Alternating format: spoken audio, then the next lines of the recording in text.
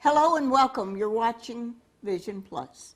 And you know that God gives us a vision for what we're supposed to do for our life, not what Thaddeus Brooks thinks I should, or Mark Behel, that you'll meet in just a minute, but he wants us to fulfill our life for him and get the vision and carry out that vision. And I tell you, sometimes I don't want to do this, but let me tell you what it says in Joshua. It says, "Be strong and of good courage, and the book of the law shall not depart out of your mouth, but you shall meditate on it day and night. And then you shall make your way prosperous, have great success, and have I not commanded you, be strong and of good courage." It says it again.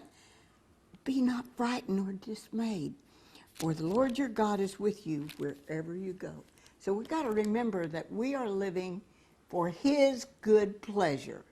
And Tony and I started this many years ago because I worked in commercial television, and I didn't always like what they wanted me to do and who they were. So he decided we would do this. So we'd like to hear from you. We're going to talk about relationships today. You know, I was at our club meeting here in the village of Providence, and one of the persons at the table said, we were talking about relationships. He said, "I haven't seen my dad in I don't know how many years, 20 years. And he said he was so hard on me, and he was very high up in the Marine Corps. Tony was Marine Corps, but he was not that high up, I guess. But he treated all of the family like he was a sergeant. What's that word that you use? When the sergeant is telling you all the things you have to do. Drill sergeant. Is that called drill sergeant? I think it is. Okay. But one of the things I have observed, and Tony and I did a lot of marriage relationships, and a lot of times it's just so many people, divorces happen because one of these my friends is getting a divorce, and it hurts me so bad because her husband's not paying enough attention to her. And many times the fathers and the sons in our own family, I have family members that I was talking to them and said, what are you and your dad doing? He said, "I have no relationship with my dad." And my heart breaks when people don't. But here is a person, Mark Behel, and Mark was one of my teachers in Sunday school, and then he moved took over the spiritually single. I think I need to go back to that class. But Mark Behel, welcome. Thank you. Mm-hmm. Now, you and your son just returned pretty recently, from a trip. Tell us about how that came about and what all you did. And why? Tyler, my oldest son, was in Afghanistan. Mm-hmm. He is an officer in the Army and was assigned to a combat outpost, and Mushan combat outpost, and he had a really rough year there, and he got block leave. And Tyler is a linguist and a cryptologist and speaks lots of languages and lived in Germany, and he loves Germany. And he said, "Dad, I would love for you to show you all about Germany and take you and give you the grand tour." And so when he got block leave, we had this dream, well, let's just go. And we actually decided to make it happen. And he flew in, met me in Atlanta. We climbed on a plane together and flew to Stuttgart together and spent 2 weeks touring Germany and Austria and Switzerland and France. And we had a wonderful time. Now, how had you and Tyler gotten along prior to this, him going into the military? And you have 5 kids, or all together, so. Tyler and I have been really, really close over the years. 4 of the children are mine, mm-hmm. and about 10 or 11 years ago, we had a really hard time in our home, and it ended up just me and the kids, and by way of a divorce. And Tyler was very close to me during that time. He was the oldest of his siblings, and he and I became really good friends. He'd had a great experience in college, finding himself struggling, and finally came to terms with who he was. And he's always been very close to me. He's got a seriously big heart, and he's compassionate and worries about his brothers and sisters. He just cares more for other people than he does himself. And that made me very proud. So we've always been close. We've always depended on each other. And so we always talk. We talk almost every single day, even now. He lives in Alaska, and not a day goes by that we're not on the phone talking to each other. So we've just always been really close. What part of Alaska is he? He lives in Fairbanks right now. Oh my goodness! And I have a nephew that lives there. That kind is of cold. It's very cold. He and his wife are there, and they attend church at Northern Lights Church of Christ there. I tell you what, Northern Lights are one thing to see. We were there. I spoke in Anchorage, and we took the train north to Alaska. Anyway, we took the train north and stayed at a resort, two houses from Sarah Palin's house, right on the water, and it was just the Lord I know, because the aurora borealis came right in. It felt like it was at the window, like you could just see it, like it was right there at the window. All the colors, the beautiful aqua, the colors of this, and then it would fade into colors of orange and red. So that he's got a beautiful place to see. He does. He does. What is he doing there? He is still in the military. He is fixing to become a captain. He handles a lot of the planning, strategic planning for missions and things like that. He's trying to move into military intelligence and maybe move into Arizona, we hope. Oh, a little yeah. closer to home, hopefully. And a little warmer. A little bit warmer, yeah. So that may be in the works by the end of the year. I don't know yet. Well, when he makes captain, tell him not to do like your friend Bonnie's brother did. He was making captain, and so as the other person was retiring, he was supposed to make the speech. So they're having, the retirement party, and finally one of his people said, "Joe, you're supposed to go thank him for all his work that he's done and congratulated." Scared him so bad because he didn't know he was going to make a speech. He got up to the microphone, couldn't remember his name. He said, "Well, we want to thank what's his name for doing all the work that he did, and I understand all of you like a short sermon, so let's give him a round of applause." And that's the speech for today. And they just went wild. So tell him to remember, if he makes captain, who was that guy that he's retained. I will. I will. Now, you have been helping singles for a long time at the church, and you know that probably everybody in the class has had a relationship challenge. Now, you got along with your son, and you were always close, but what about your other 4 children, and what about my friend that says, "Oh, I haven't talked to my dad in 20 years"? I do have, well, now that I've remarried, I have a stepdaughter, Jamie. Don't even want to call her stepdaughter. I hate that term. She's my daughter. That's right. So Karen and I have 5. Relationship with your kids are a seriously big deal. You're always a parent. God placed them in your care. He expects you to watch over them and care for them, even when they get grown. Because you always need your mom or dad. You always do. That's a bond that God put there that should never be broken. Even Tyler, as powerfully as he is now, he still calls me about little things. Even though he knows the answer, he just wants affirmation that I'm close by and that I won't leave. And Carissa, the same way. She just gave us our first grandchild, and so that's a whole different ball game now, as I get to hold a granddaughter for the first time, and now I've got another one that I want to talk to and rock and write things to and share and read to. And then Jared, he's so much like me. He's like a hurricane. Plays hockey, and he's trying to find himself right now. He's 22. And he played pro hockey. He played semi-pro, junior pro hockey. He did in San Antonio, Texas. And then my baby, Sharina, she's 17. she is so not a baby anymore.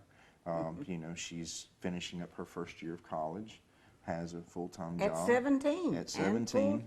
And full-time job. And bought her own car. She's very driven, very motivated. But she wants lunch with me. She wants date nights with Dad and movie time. She wants shopping trips to Bridge Street for clothes and go and watch her Tron. And she wants to sit down with me at the end of the day and talk about her work and her boyfriend and vent, you know. And the kids need it. And you got to give them that they really need that. Now, tell us a little bit about your growing up and because I was thinking that I heard your testimony one time when you were teaching over the class. What went on there? Growing up, my parents moved to Eastern Kentucky when I was about 5. My dad's a minister, and we went into Appalachian Mountains, coal mining area, and he and Mom helped Laverne congregation in Nashville begin to work there. So I grew up in the coal mines and the mountains of Appalachia, where the Hatfield and McCoys come from. And so I got to learn a lot of things then, early on, about people, relationships. I got to experience poverty on a serious level with people in Appalachia. You know, they were very, very poor people, very much clannish, very tight with their relationships. And it was actually a wonderful experience to grow up in that kind of world, to see how families hung together. They didn't like outsiders very much, and they're wonderful people. The culture is very wonderful. So I grew up in an environment where families depended on everybody. My family was very tight, my mom and dad, with me and my brothers. We were always close. They were always there. And so that's just all I ever got to see. I moved back here to Alabama at 16 for basketball reasons, and ended up attending Mars Hill Bible School in Florence, and ended up in college at UNA, and then moving later on to UAH here in Huntsville. And so the things that probably helped make me is when my dad was in Kentucky, he was seriously big on helping people. He had a lot of compassion, so he was all the ways out, on snowy winter days, hauling coal when people couldn't get out of the hollers. They burned coal instead of wood in a fireplace, and groceries and things, and helping people that didn't have stuff. I always rode with him in the truck with him. So even when I was a little boy, he's dragging me along, which dragging me sometimes was the right word, but as I got older, I understood how important it was for him to have done that for me, because I got to see and be exposed to early on about that was life, was helping people. That's life, you know. But anyway, I'm sorry. My dad, we burned coal in a stove, pot-bellied stove, because my dad's Sherwin-Williams paint store burned, and we had to move out. And the story gets better each year. My children say, walked 3 miles barefoot through the snow. They said, now it's 10 miles. But we didn't have electricity, running water, and all that. And it gets better and better every year, the story. He'd use his hip boots to walk through the mud holes to get me to the bus.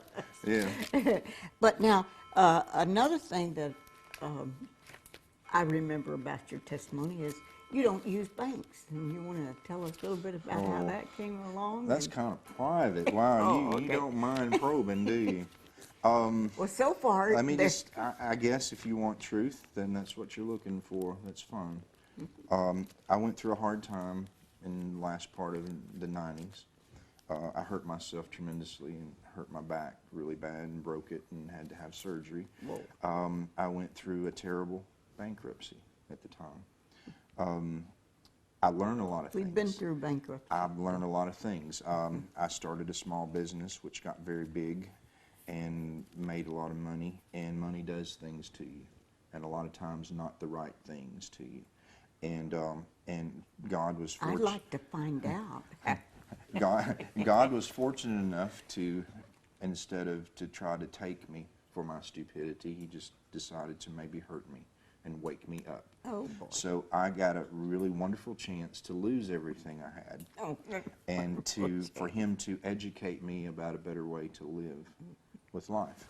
and then went through a divorce. A lot of things happened in about a 1.5-year period there that was pretty hard, and I ended up with the kids, and so I had to recreate myself. Re-engineer I yourself, did, your wife about would say. income and about way to make a living, and I learned a lot of things. I learned that money can kill you, that How do you debts mean money can kill you? you become so absorbed in material things. Oh. You become so absorbed in the fact that you created your world, that you are Midas, that I did this for me.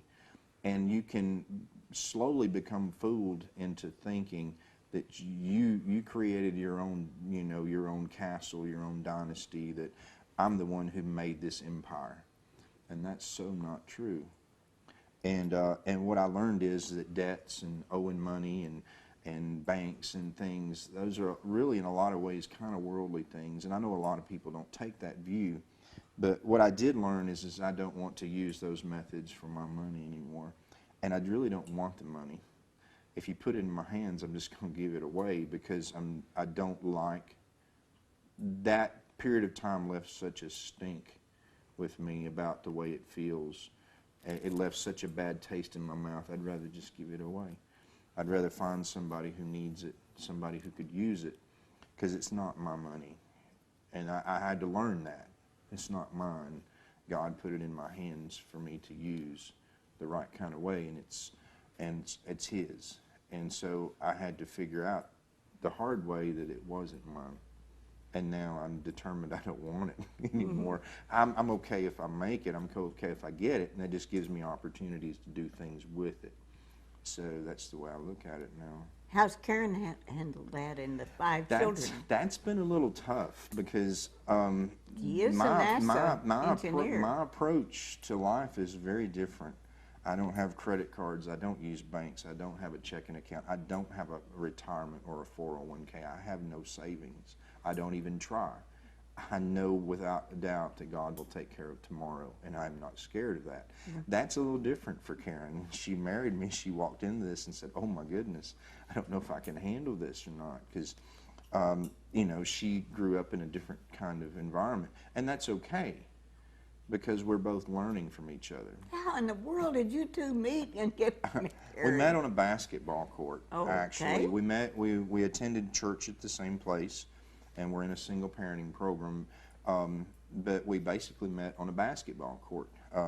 She was playing for a church league, and they had invited, her team won all the time or whatever, and I just come into the single parenting program kind of new there, and I was invited. They found out I had a little bit of history with basketball and said, well, would you come down and play with us?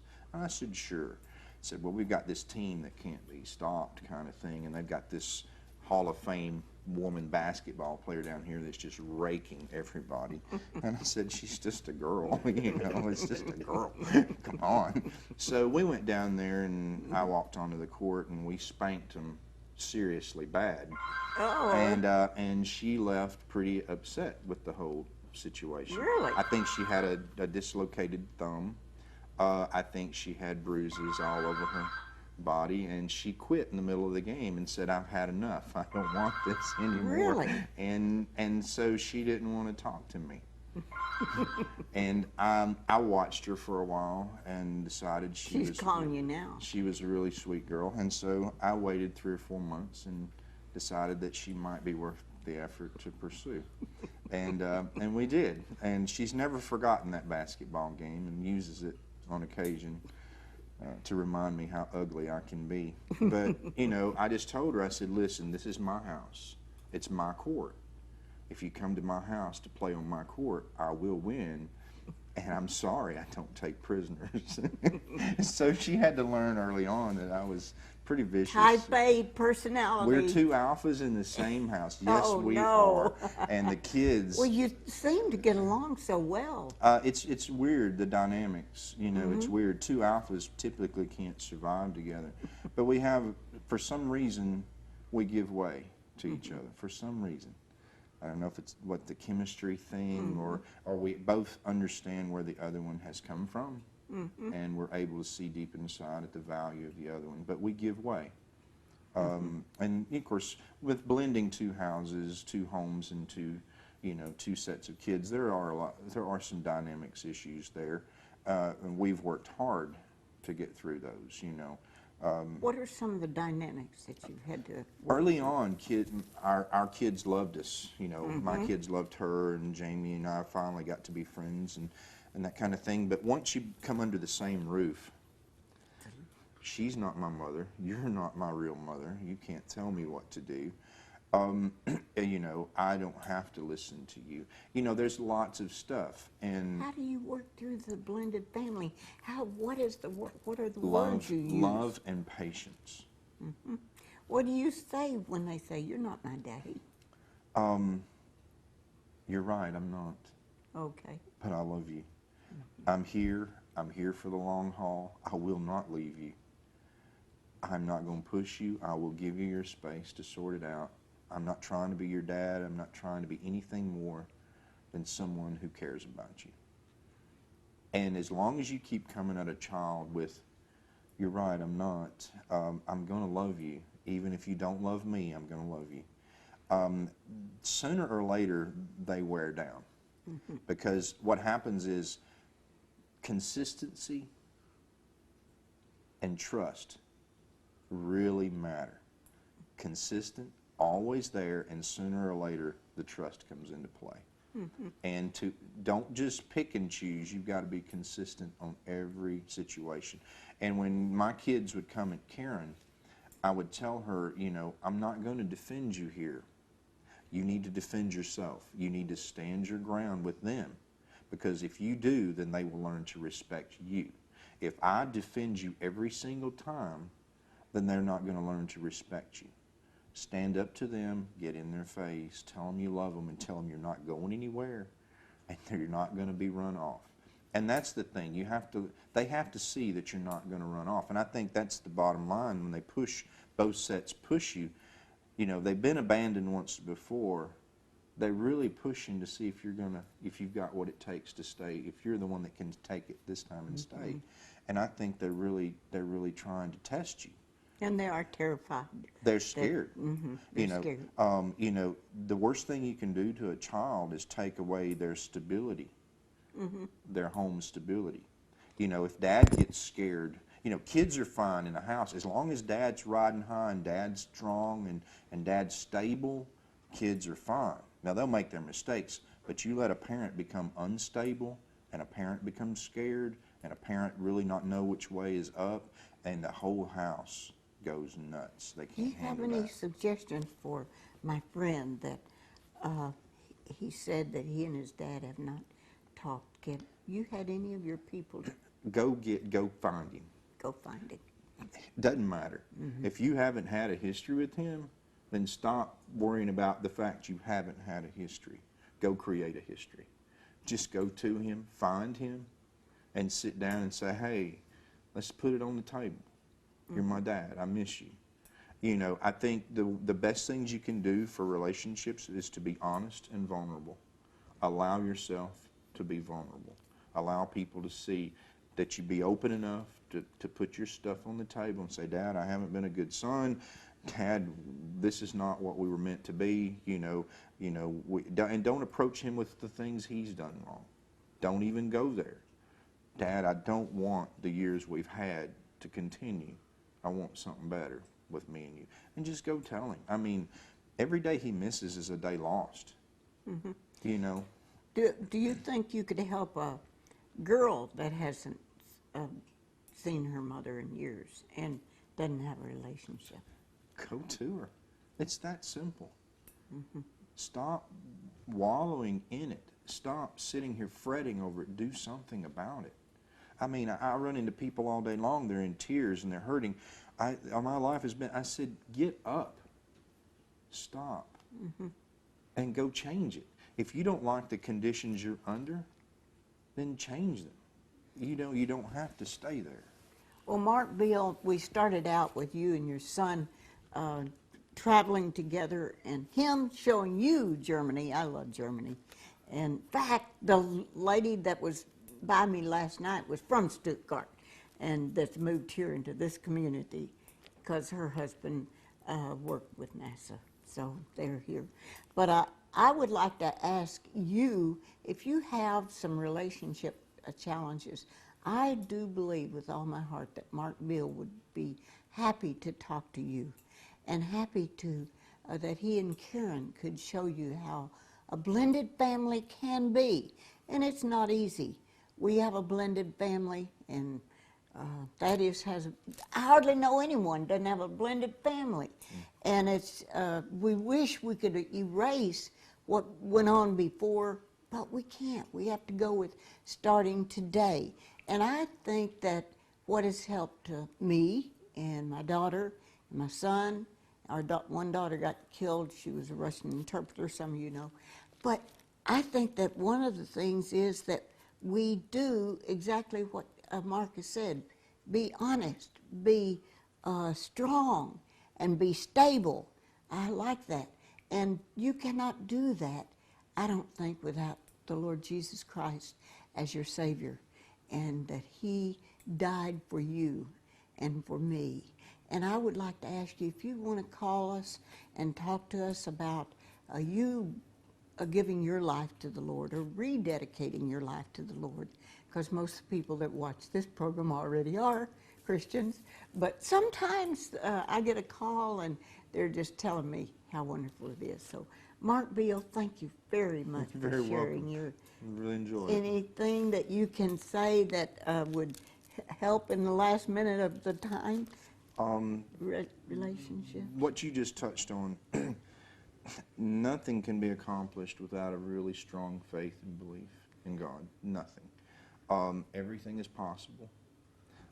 If you search for Him with all of your heart, He will find you. Mm-hmm. If you open your heart up to being honest with people, your family and friends, He will step in. He will. I don't believe that any relationship can function, whether it be two people married, parents and children, siblings, or anything. I don't think any relationship functions without God in that mix somewhere. And if you are spiritually single, you can come to his class and just call that number and we'll tell you when it is and where it is. I'm Bonnie Libhart, along with Mark Beal and Thaddeus, and bless your heart for watching.